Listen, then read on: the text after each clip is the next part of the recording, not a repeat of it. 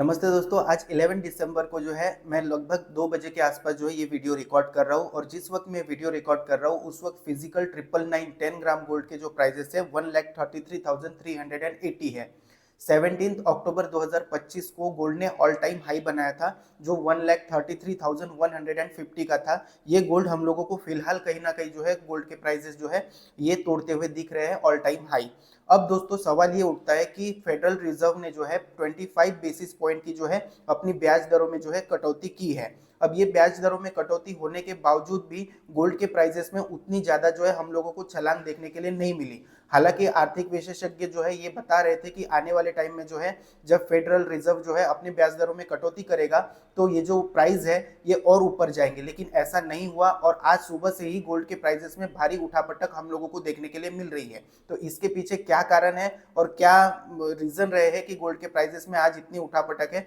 ये आज की इस वीडियो में हम लोग समझेंगे। तो दोस्तों पहले मैं आप लोगों को रुपीस के बारे में बता देता हूँ कि रुपीस जो है अभी 90.556 पर डॉलर के हिसाब से जो है ट्रेंड कर रहा है, यानी कि डॉलर के $1 के मुकाबले हम लोगों का रुपीस जो है 90.55 क्रॉस कर चुका है फिर से, जो कि सुबह जो था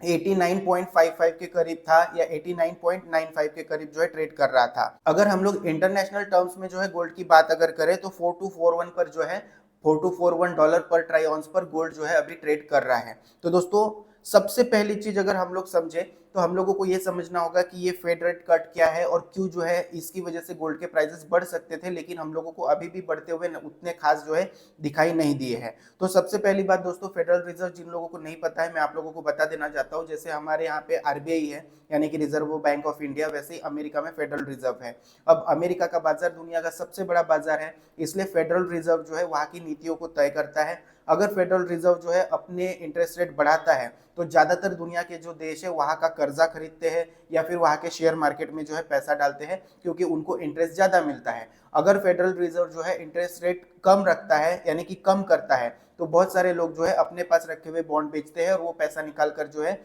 गोल्ड में लगाते हैं या फिर शेयर मार्केट से अपने शेयर्स बेच के वो गोल्ड में लगाते हैं। क्यों? क्योंकि जो गोल्ड है उसको जो है एक सेफ हेवन की तरह उन लोग मानते हैं कि मार्केट किसी भी दिशा में जाए तो गोल्ड के जो प्राइसेस है वो स्टेबल ही रहेंगे, ऐसा उन लोगों का जो है मानना होता है। तो फेडरल रिजर्व ने अभी जो है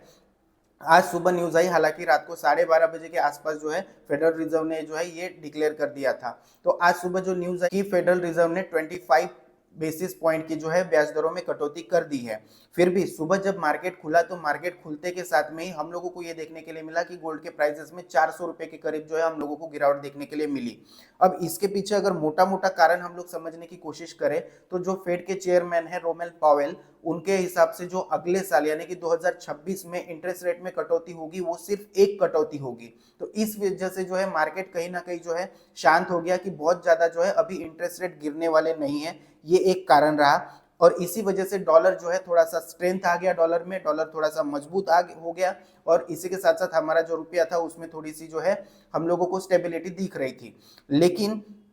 जैसे जैसे टाइम बीत रहा है हम लोगों को अब ये देखने के लिए मिल रहा है कि 400 रुपए गोल्ड के प्राइसेस डाउन आने के बाद में सुबह के जो प्राइस थे उसके बाद हम लोगों को अब जो है गोल्ड के प्राइसेस 1,33,380 जो है फिजिकल गोल्ड के प्राइसेस जो है दिख रहे हैं 999 गोल्ड के। तो इसका मतलब ये है कि कहीं ना कहीं जो है अब गोल्ड जो है ऊपर जाने के लिए हम लोगों को तैयार होता हुआ दिखाई दे रहा है और आने वाले वीक में हम लोगों को गोल्ड के प्राइसेस में बढ़ोतरी देखने के लिए मिल सकती है। अब दोस्तों ये इतनी उठापटक के पीछे एक और रीजन भी हम मुझे जो है देखने के लिए मिलता है कि भारत और अमेरिका के बीच में एक ट्रेड डील जो है होनी तय है। अब ये जो ट्रेड डील है उसमें जो है ऐसा अनुमान लगाया जा रहा है या फिर बहुत सारे अमेरिकन जो डेलीगेशन हमारे इंडिया में आए हैं उनके हिसाब से इंडिया ने आज तक का सबसे बड़ा जो है ऑफर उनको दिया है। अब ये जो ट्रेड डील है ये इसलिए अटकी हुई थी दोस्तों कि हमारी जो इकोनॉमी है एग्रीकल्चर बेस्ड इकोनॉमी है और अमेरिका जो है अपने एग्रीकल्चर प्रोडक्ट जो है अपने इंडिया में जो है बेचना चाहता है। इससे क्या होगा, अगर हमारी इकोनॉमी एग्रीकल्चर बेस्ड इकोनॉमी है तो हमारे जो प्रोडक्ट है उनके ऊपर जो है कंपटीशन आ जाएगा, बल्कि हम लोग जो है अपने एग्रीकल्चर इकोनॉमी को बचाने की कोशिश कर रहे हैं। तो इंडिया अब तक जो है इस ट्रेड डील को सिर्फ एग्रीकल्चर के प्रोडक्ट जो अमेरिका यहाँ पे लाना चाहता है उसके लिए मना कर रहा था, लेकिन अब ये अंदाजा निकल कर सामने आ रहा है कि अमेरिका और इंडिया के बीच में जो है ट्रेड डील जो है साइन हो सकती है। और अमेरिका ने जो अब तक का सबसे बड़ा ऑफर दिया था वो ये हो सकता है कि कुछ परसेंट जो है प्रोडक्ट अमेरिका को इंडिया जो है इंडिया में लॉन्च करने की जो है परमिशन दे सकता है या फिर बेचने की जो है परमिशन दे सकता है। इसीलिए आप लोगों ने सुना होगा कि कल जो है 88 मिनट की जो है अपने यहाँ इंडिया में पक्ष और विपक्ष के बीच में बातचीत भी हुई। हालांकि ये जो बातचीत हुई थी, ये बातचीत हुई थी कि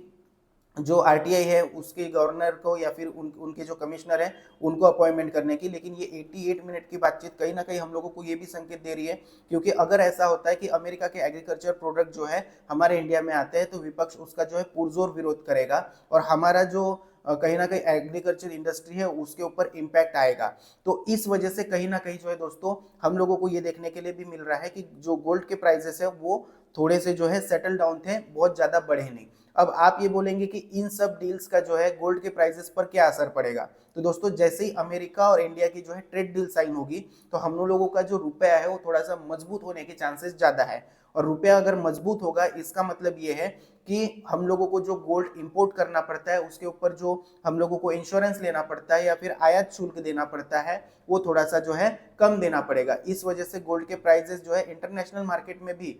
तेजी दिखा रहे, फिर भी इंडिया में उतना ज्यादा जो है तेजी हमारे भारतीय मार्केट में नहीं दिखा रहे थे। उम्मीद करता हूँ ये सारी जानकारी आप लोगों को पसंद आई होगी। अगर ये जानकारी आप लोगों को पसंद आई हो तो प्लीज अपने दोस्तों के साथ में इसको शेयर जरूर करिएगा। अगर आप लोग मुझसे बात करना चाहते हैं या फिर मेरा जो कोर्स बाय करना चाहते हैं या फिर कम्युनिटी जो मैं बनाने जा रहा हूँ उसका हिस्सा बनना चाहते हैं तो व्हाट्सएप का जो नंबर है मैंने आपको लोगों को डिस्क्रिप्शन में और साथ ही साथ में कमेंट बॉक्स में दिया हुआ है, आप जस्ट जाके वहां पर हाई कर दीजिए, जो भी रिप्लाई होगा मैं आपको लोगों को वहां पर दे दूंगा। आज के लिए बस इतना ही, थैंक यू।